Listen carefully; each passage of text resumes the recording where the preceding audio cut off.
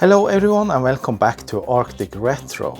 This is a little different video than I usually make, but this is a little bit about the retro computers and preserving the history of old computers, or otherwise if you want to preserve the history of old documentation, like these books here for example. I have 60 programs for the Commodore 64, and this is the Norwegian manual for the Commodore 128 introduction. You find a lot of old documentation already scanned and preserved on the internet on archive.org and other places.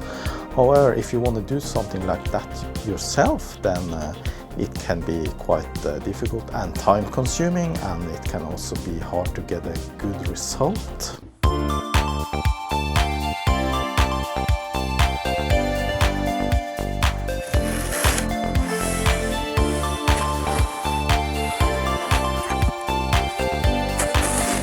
While myself I do not collect the retro computer magazines, I still have a bunch of them, and for example this Microdata, it's a Norwegian magazine and it came out in July 1984.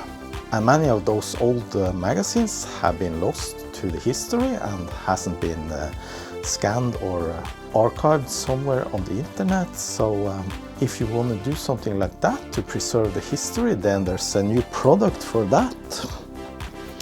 And I got this now just before Christmas, so and I always like gifts, especially around the Christmas.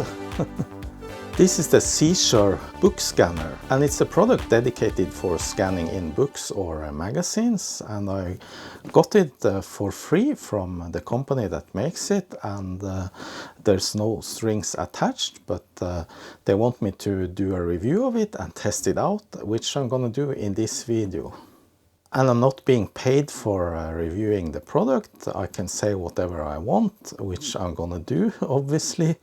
I haven't been doing a lot of scanning myself because I only have this dusty old Epson multifunctional printer. It has a scanner, but it's not a very good one, and as you can see, if you want to scan a magazine, it doesn't fit and you have to scan page by page, and yeah, it's not suited for these types of scans.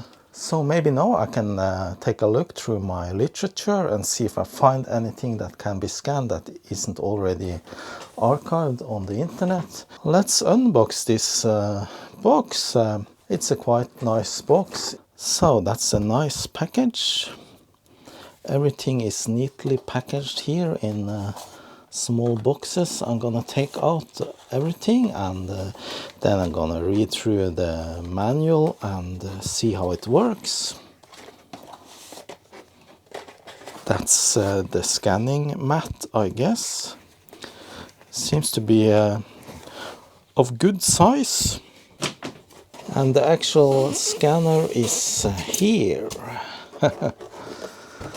So the whole thing takes some space, obviously, so you obviously need to have a dedicated table for this. So that's the whole thing unboxed, and some small nice boxes. Everything is neatly packaged. It has plastic film on the display and on the buttons. Very nice, and it looks kind of stylish too. What's in this box? Okay, all right, so that looks to be the light. Okay, I'm gonna set this up and take it for a test. Setting this up should be quite easy. It came with these accessories. That's a power adapter, and it came with both the US, Euro and the UK plug adapters. I'm gonna use the Euro, of course. These two I don't need. There's a couple of, I don't know what you call it, but these are used for holding down the pages of books so that you don't get the fingers on your scan. There's a foot pedal for scanning, and a USB cable. And obviously you need a computer connected to this, even though you can see a little preview of the scan on top. It has all the connectors on the back, DC in, USB,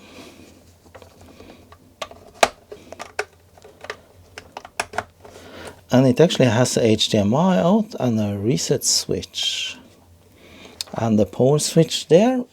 Then up here you have the connection for the extra light.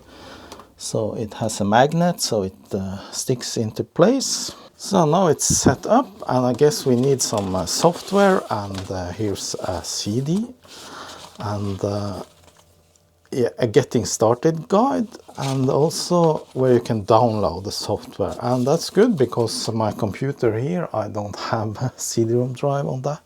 Here's the webpage, CZUR.com, and then you press download software. Then select the device, and I got the ET24Pro. Just gonna download and install it. And I have a Windows machine here, so I download the Windows version. There's even a version for Windows XP, that's kind of cool, and Linux as well. Always when downloading new software, I do a scan and it revealed no threats. The installation is straightforward, although you need a license key that's printed under the base of the scanner. The installation finished, and Windows found the correct drivers automatically. I have now turned it on, and let's see if we just scan the user manual for the device.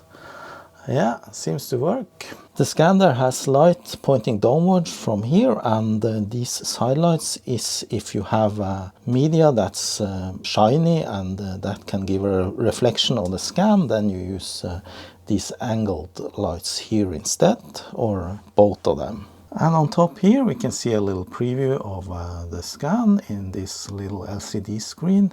It comes with a foot pedal. If you're using both hands while scanning, this is very nice. Just step on it. It also has a hand button if you prefer to use that instead of the foot pedal.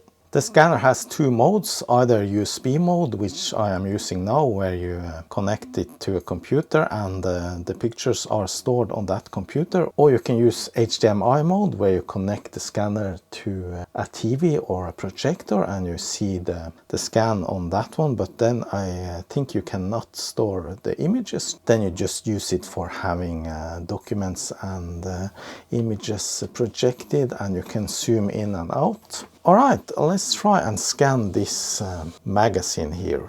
So I place this magazine open like this, and yeah, make sure the whole thing is visible on screen, either by looking on top here or on the PC. And here we can see that it has detected the edges of the magazine, but there is a little bit of glare here in the middle, and I'm going to try and turn on that other light, see if it goes away. So I turned on the other light and turning off the main light. Yeah, that looks much better, I think. Still a little bit of glare up here, but I think if we adjust the page a little bit or adjust the light in the room, you can get it quite perfect. Okay, so we are now scanning flat single page, but this is two facing pages, so I guess we'll just switch over there. Yeah, I know it has a divider. Put the book in the middle. Okay, so let's scan then. You can press scan here in the application, or you can push the foot pedal. So now it's processing. Finished. So let's take a look at the result. Yeah, that looks great. Well, a little bit of shadow up here in the right top corner, but it has straightened the page more or less. I mean, it's not particularly straight when it's lying on the scanner. Let's check out the other page. Yeah, that looks perfect. As you can see, the magazine just lay down like this. I didn't hold it down or anything, so it did quite a good job at straightening up this page that is protruding up a little bit here. So let me try a little bit more difficult. I have this book, and yeah, this one is not possible to have to stay open. I can press it, but I'm afraid I will damage the book. So maybe then I'm gonna use this finger thingy here, like that, and the scanner should detect that and remove that yellow piece from the scan. Okay, the whole book is in the view. Let's move it a little bit. Then scan. Okay, it made 2 pages. Yeah, that looks okay. You can see that you had something there, but it's fairly good removal of that yellow piece of plastic. Not completely straight down this left edge here, but I mean the text is very clear, and it does a very good job at scanning the actual content, I think. The other page that was lying a little bit more flat down, that's yeah, that's completely perfect, I think. Now, if I have a scanner like this, I obviously want to use it also for scanning photos, and it should be handy for that as well. Let me take this framed photo of my son and see if it does a good job. It's in a glass frame, and yeah, let's see if it makes any glare or anything. No, here it can't auto-detect the actual photo, so we need to go to manual selection, and then we should be able to capture only the photo part here. You can also adjust exposure. Maybe it's a little bit too light. Okay, let's scan. Okay, well, it's hard to tell. It obviously isn't as good as the original, but yeah, it's a fairly good result if you have old photos you want to scan. Here I have some photos from one of my old family albums. These are from the 60s, and yeah, the colors aren't good anymore on those. Let's check what the scanner does. You go to a flat single page, and on the settings here you can select multi-target paging and a smart black edge optimization. So now you can see it has selected all the 4 photos, and yeah, it has some auto enhance feature here. I'm gonna try that, see if the colors improve a little bit.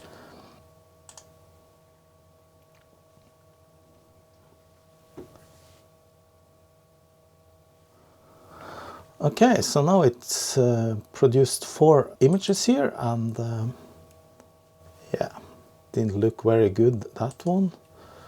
But as I said, the original is very poor quality. So maybe in this case a flatbed scanner is better, I don't know. But still, it's kind of useful. You can scan multiple photos at once. I think I could fit like 10 of these photos on in one scan, and that makes it a lot quicker if you want to scan a whole album of old photos. Okay, now I'm gonna try and scan this whole magazine and see how long that takes. How many pages is it? It's 84 pages total. So I start by scanning the front page. Then I scan all the rest of the pages, and looking at my screen at the same time, adjusting a little bit for each. And then I just press the foot pedal.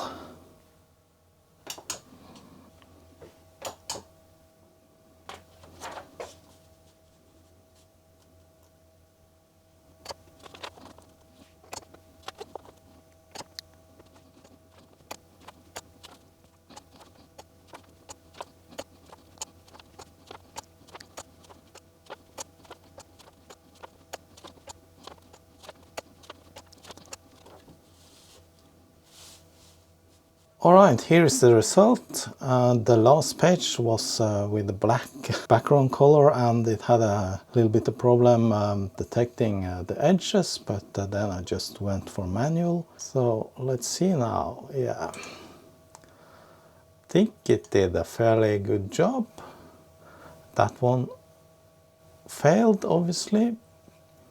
Then you can replace it here or delete it if you want.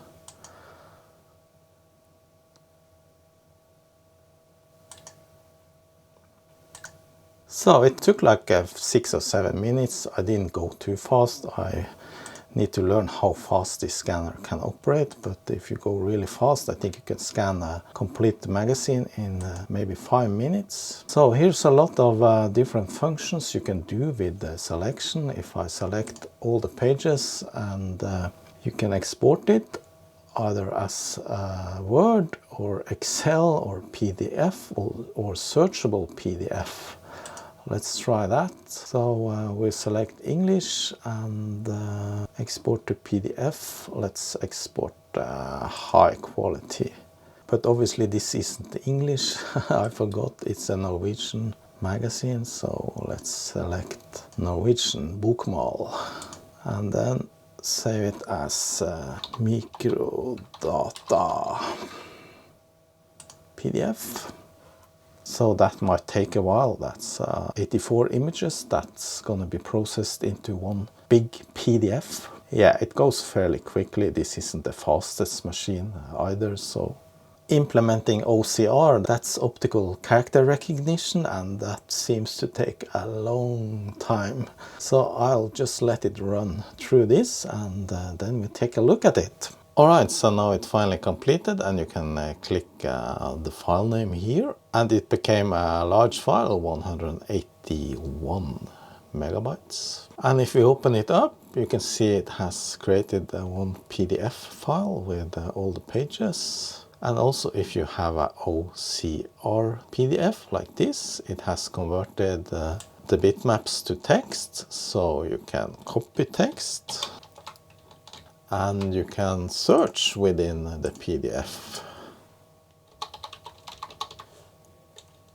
You can also do some post-processing in here, like changing contrast, sharpness, things like that. It seems to be a little bit slow, but this is not the fastest computer in the world. It's like 10 years old. But no, it does this as a batch on all the 84 scans. Alright, let's try something else. Let's say you have a collection of old boxed games or software, like this Windows for Workgroups Norwegian package, and you want to scan the package. It's high, so I guess that will affect the contrast, perhaps. I'm not really sure how this scanner works, if it even has contrast settings or something like that, but let's try that one. Again, that gave a little bit of a shiny glare from the box, so I turned on these lights and turned off the top light. Yeah, and that became really good. I think that's perfect. There's also a feature here called visuals. I think you can create a video from your scans and do actual drawing.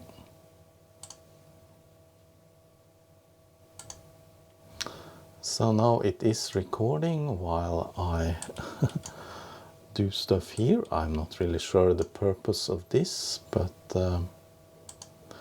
seems to be making a video of my stuff here. So maybe it's just for annotating the scans, so that if you hand the work over to somebody else, then they can use your instructions from a video or something, not really sure. Yeah, and it actually made a MP4 video file. So now it is recording. And it even recorded the audio, me speaking. This is from the PC built-in microphone. Okay, let's try something else. This is a German Commodore 128D user's manual, and it has this spiral back here. While that makes it good for turning the pages and having them flat, I wonder what happens to this part if it becomes part of the scan. Let's check it out. I'm gonna select facing pages then, and yeah, put the book in the middle. right there. Scan. Then the next page. Scan. Let's check the result then. Yes, and that didn't go very well, I think. Did not a very good job at that. I mean, you see all the spirals, and it didn't straighten the picture as I wanted it. It obviously didn't recognize it as two straight pages. But for this type of books, you could obviously use the manual selection of the page. It is, of course, a lot of more work to have to do this on every page, but that's an option. Something like that. So at least now you get a complete and straight scan without those rings. This is a quite large magazine, and it won't lie flat very well. Let's see if we can scan this one and use this artificial finger here. Yes, for this one it did a fairly good job, I think. This is a black and white photo, but it introduced a little bit of color, as you can see. And also down here it should be black, but it isn't black. It's something happened there. Yeah, this too looks very nice. However, it is a white page, and it introduces a bit of colors here, or shadows in the scan. But the resolution is very good, I think. There's probably some settings you can adjust to try to improve the scans and the colors and the contrast and everything like that if you dig deep into this software. Alright, so I think that was it for this video. The product, I think it's very good. I had no issues with it. The software worked perfectly. No crashes or issues with that at all. And yeah, obviously this speeds up the scanning process if you have to scan a large amount of pages or magazines. So now I can see if I can find some old documentation or magazines that is not archived on the internet, and see if I can scan something and upload it to archive.org or something. Anyway, thanks for watching. Hope you enjoyed this video, and a special thank you to my Patreons and my members. See you. Bye bye.